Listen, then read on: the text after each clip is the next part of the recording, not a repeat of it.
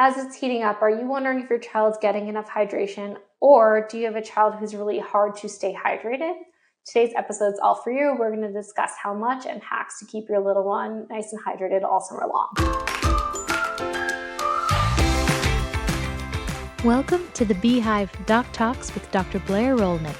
As a pediatrician and mother herself, Dr. Rolnick is here to answer your most pressing parenting questions and guide you through the tough spots.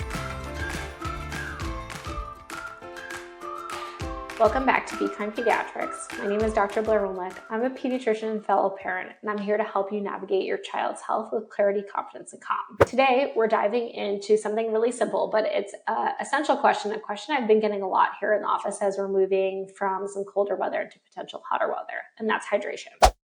With the warm weather kicking in and children having a great time outside, like they should be buzzing around the playgrounds, a lot of parents are wondering, is my child getting enough water? And how can I get them to drink water? So why does hydration matter so much, and why do we make such a big deal out of it?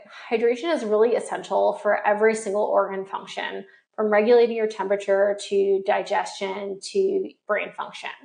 And as the weather heats up, children are often running around more. And so they are heating up and bringing their body temperature up. 1, 2, it's hotter out. 3, they are forgetting to drink as often because they're having so much fun playing around outside. And that kind of combination of things, as well as in the younger child, especially infant age, they don't actually sweat that well, can lead to dehydration. And since kids don't always recognize thirst or dehydration in the same way that adults can, it's really important for us to encourage them to regularly be sipping on water and kind of be mindful of the signs of dehydration. So let's first break it down by how much water does your child really need. This is really broken down by age because water requirements have to do with the size of your child.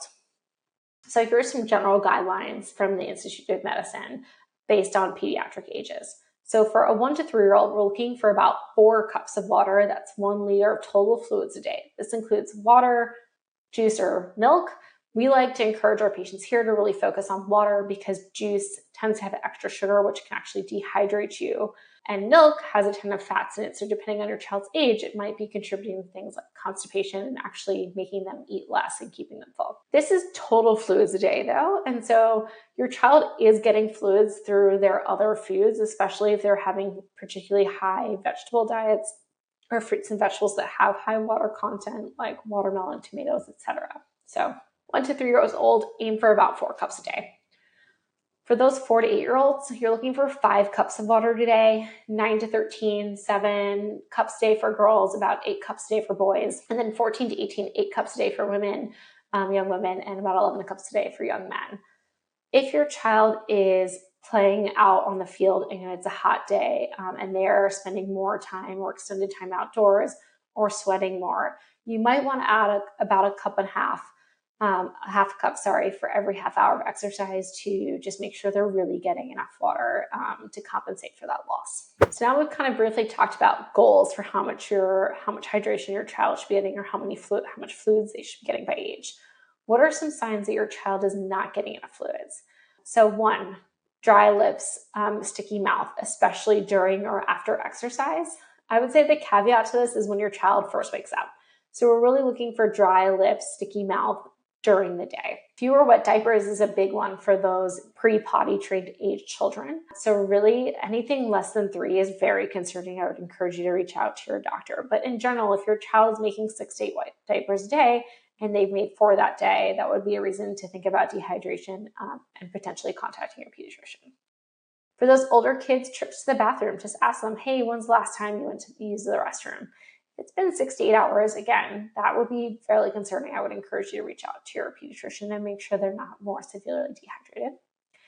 Dark urine. So you definitely can teach your children this, starting from a young age, to look at their color of their urine, and if it's really dark, to tell them your pee is really dark today, sweetie. That means you need to drink more water.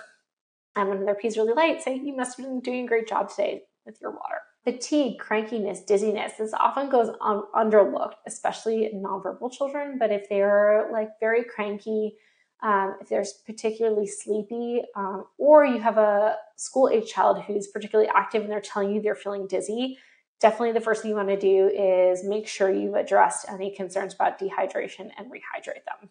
Early dehydration can be fairly subtle, so it's better to kind of stay ahead of this and be consistent with hydration throughout the day, especially if you're anticipating that you're going to have a fun day out, let's say at the beach, where they're going to be exposed to a lot of sun and be running around and kind of heating up throughout the day. So this is another question I get all the time in the clinic. This is all great information, Dr. Rolnick, but how do I actually get my kid to drink water because she or he hates water and there's nothing I can do to get them to drink anything at all? So first thing I usually recommend is try to make it more exciting. If you have a kid that's a little bit younger, involve them in picking out their cup. Take them to the store, allow them to pick out their cup, allow them to pick out their straw. Colorful bottles and straws are a great way to get them excited about drinking their water. Get them involved again in the process of making their water. So you can infuse their water with fun fruits. Strawberries are fun, lemon, cucumber, mint. You can add thyme or herbs, watermelon. These are all fan favorites for children. Get them involved in cutting up and actually preparing their water for the day. Have them carry the water bottle around with them. Use a lightweight reusable water bottle so that it's always kind of there in the periphery and they can take frequent small sips instead of asking them to finish an entire 8-ounce bottle in one sitting. If they really hate water, then try to offer them hydrating snacks. Watermelon, cucumbers, oranges, grapes that are prepared age appropriately, all are things that contain 90% water or more and are a great hydrating snack. You can also freeze grapes, you can freeze cucumbers, you can freeze watermelon and make these into more fun summer-filled snacks. So some things to maybe avoid. Try to make plain water, depending on your child's age, the main source of hydration. Juice, milk, smoothies, they all do count towards hydration, but they can lead to excessive sugar intake. Sports drinks, same thing. They tend to have excessive amounts of sugar compared to the other electrolytes that are needed.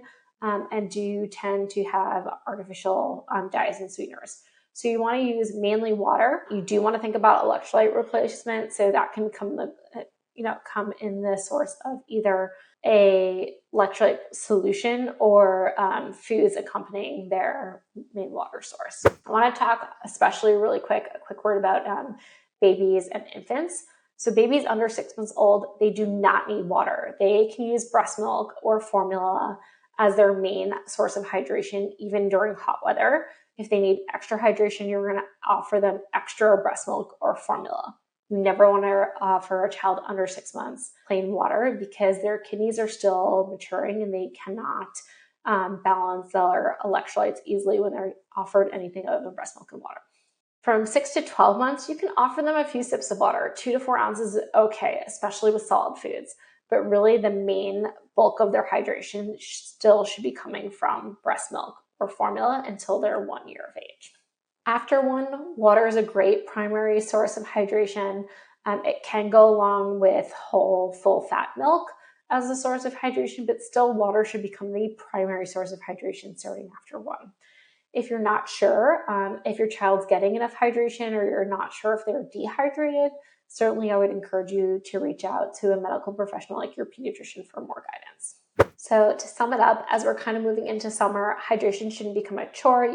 Kids are getting out of school for the summer, so maybe take them for a quick trip to pick out their new favorite water bottle and straw, get them involved in making their water, and just be mindful of it as we're playing all summer long through the fun heat. Thanks for listening. I hope you guys found today's episode helpful. Share it with a friend or leave a quick review if you did. And until next time, stay cool and hydrated. Thank you for watching the Beehive Doc Talks with Dr. Blair Rolnick. For more episodes and her practice, visit BeKindPediatrics.com and don't forget to subscribe for more parenting tips wherever you get your podcasts. This information is for educational purposes only. It is not medical advice. Always seek medical advice from a qualified physician.